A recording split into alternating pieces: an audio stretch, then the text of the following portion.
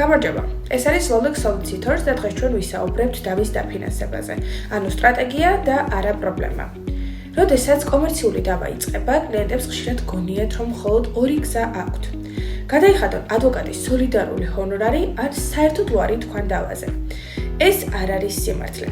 თანამედროვე სამართალწარმოების დაფინანსების სტრატეგიულ ნაწილად იქცა და თქვენი საქმის სიძლიერისა და ღირებულებებიდან გამომდინარე, შეგიძლიათ გაიზიაროთ რისკი ადვოკატთან, მაგალითად, გამოიყენოთ პირობითი ანაზღაურების ან ზიანზე დაფუძნებული შეთანხმება.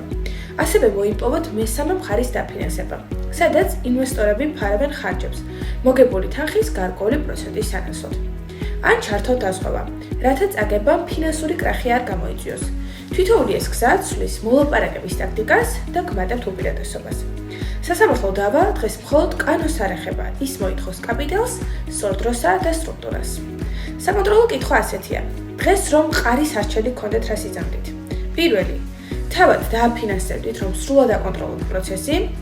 მეორე, გაიზიარებდით რისკს, ბალანსის დასაცავად და მესამე, მოიძიებდით გარე დაფინანსებას.